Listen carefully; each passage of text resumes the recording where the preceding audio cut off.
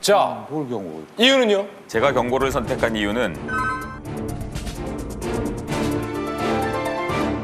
아이들 얼굴에 다크서클에 무관심하기 때문에. 마음이가 좀 다크서클이 있어요.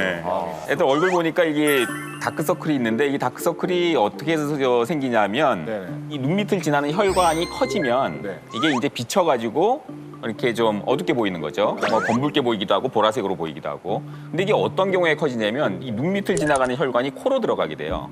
코 속에 염증이 있으면 이게 커지는 거죠. 그래서 우리가 코감기 같은 거 걸리면은 이제 다크서클이 생기는데 다크서클이 계속 이렇게 남아있다는 거는 만성적으로 코에 문제가 있다는 뜻이거든요. 그러니까 만성 비염이 있을 때 다크서클이 생기는 거고 애들한테 생기는 만성 비염은 이제 알레르기성 비염이 대부분이죠. 예전에는 발작이 생겼을 때 재채기, 말강 콧물이 줄줄 나오고 코 막히고 막 코가 가렵고 이게 이제 알레르기성 비염의 주증상인데 이런 증상이 생겼을 때만 치료를 했단 말이죠. 그러다 보니까 발작 횟수가 많아지면 많아질수록 어른이 돼서도 알레르기성 비염이 심하게 남아있을 가능성이 많아지더라는 거죠. 그래서 요즘은 어떻게 하냐면은 적극적으로 치료를 해요.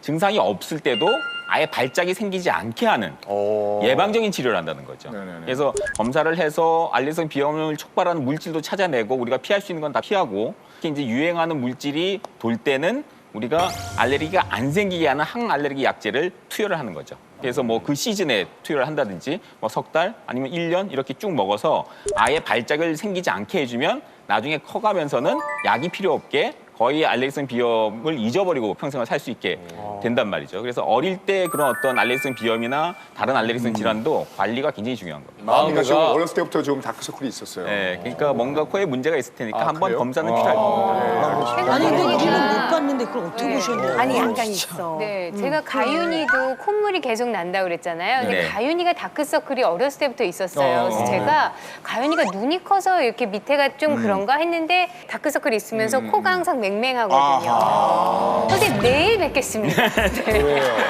김현 선생님, 아까 선블록 바르는 모습은 어땠나요? 선블록 바르는 거 굉장히 좋은 습관이라고 생각이 드는데요. 네. 제 엄마가 굉장히 힘드실 거예요. 아, 저희- 애들 선블록 바르는 게 그 보통 일이 아니거든요. 정말 외출할 때마다. 틈날 때마다 여름에 네. 계속 발라주고요. 그리고 지금 보면 마음이가 약간 아토피가 있는 것 같다는 생각이 제가 들었던 게 눈썰매를 타고 들어왔을 때 얼굴이 굉장히 붉어요. 네, 빨개져요. 네. 빨개지는 그게 이게 있더라고요. 되게 조금 정도가 지나치게 이제 붉어진 거기 때문에 아 얘가 약간 알러지의 소인이 있겠구나라고 생각을 했는데 이 다크서클이라는 알러지 샤이너하고 이제 연관이 있는 거예요. 아토피하고 천식.